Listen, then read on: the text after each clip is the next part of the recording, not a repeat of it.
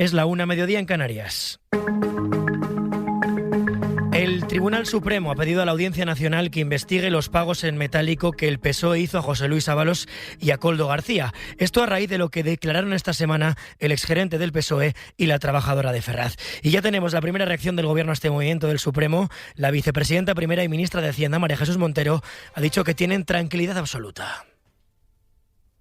No conozco la información en particular, pero total transparencia. Nosotros tenemos la trazabilidad de todos los pagos que se hayan podido hacer previa factura y que por tanto tenemos una tranquilidad absoluta. Es un procedimiento que también se ha hecho hasta hace unos pocos días en el Senado. Evidentemente esto no tiene nada que ver, aunque algunos quieran deliberadamente confundirlo con los sobresueldos que se pagaban en el Partido Popular. Vamos a ampliar esta información. Isabel Vega, buenas tardes.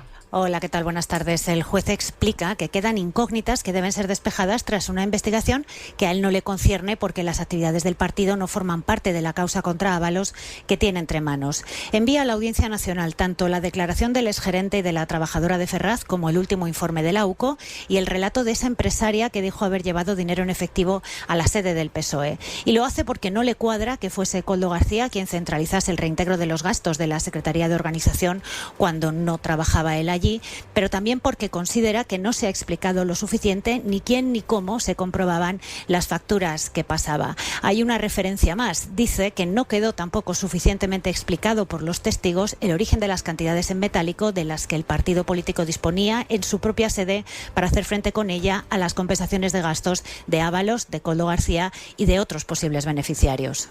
Sobre la continuidad o no de Carlos Mazón como presidente valenciano después de las críticas y de la indignación de los familiares de las víctimas durante el funeral de Estado, la portavoz parlamentaria del Partido Popular, Esther Muñoz, acaba de decir en La Sexta que eso le compete a Mazón, lo de seguir o no, pero que las víctimas tienen todo su derecho a buscar culpables. Yo no sé si debe seguir o debe renunciar, es una cuestión que le compete únicamente al señor Mazón. Lo que sí le puedo decir es que las víctimas tienen derecho a buscar culpables y a expresar su rabia, su frustración, porque yo no soy capaz de ponerme en la piel de lo que viven, de lo que han vivido, de lo que les queda por vivir.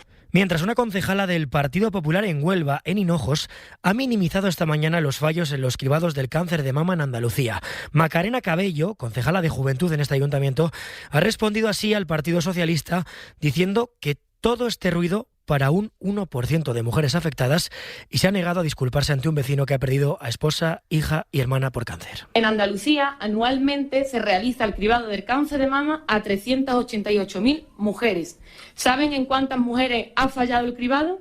2.317. ¿Saben cuánto supone eso del muestrario del cribado? Ni un 1%. ¿De verdad crean esa alarma social y ponen en duda que la sanidad pública no funciona? ¿No les da vergüenza hacer política con esa enfermedad? Un 1%. Y todo este ruido para un 1%. Más asuntos. Una gran explosión en la base militar de Viator en Almería, donde tiene su sede la Legión, ha dejado un muerto y al menos un herido grave. Será Almería, Javier Romero. Sí, estos son los datos de los que disponemos a estas horas. Según ha confirmado a la cadena SER, el 112 Andalucía, el servicio de emergencias, la explosión se había producido minutos antes de las 11 de la mañana, conforme el aviso que se ha recibido desde el propio campamento de la Legión. Desde el centro coordinador se ha dado aviso a bomberos de Almería, policía local, Guardia Civil y miembros del 061 que han desplazado hasta un helicóptero a la zona. La Guardia Civil permanece en el lugar de los hechos intentando esclarecer lo ocurrido. Las primeras hipótesis apuntan a la detonación de un artefacto explosivo, si bien desde la Brigada de la Legión no han confirmado aún este extremo.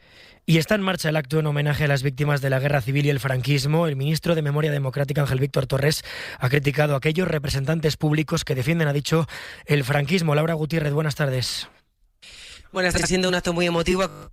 De Lorca, Laura García Lorca, que es una de las víctimas que hoy va a ser reconocida por el Gobierno en este homenaje, recordaba que la muerte del poeta fue un símbolo del horror, pero también de advertencia de que la cultura puede ser perseguida pero no se destruye. El ministro de Memoria se ha mostrado muy preocupado por esa proliferación hoy de los mensajes racistas y homófobos que se escucharon en épocas oscuras y ha señalado así algunos representantes políticos de la derecha. Y mientras en otros países ser antifascista es una condición consustancial a cualquier demócrata, sea de derecha, de izquierda, de lo que sea, en España aún escuchamos a representantes públicos elegidos democráticamente decir que el franquismo fue una época de progreso, o a responsables de instituciones democráticas oponerse a instalar una placa de reconocimiento del lugar de memoria a lugares en los que hubo víctimas de tortura por el régimen franquista. Es inconcebible.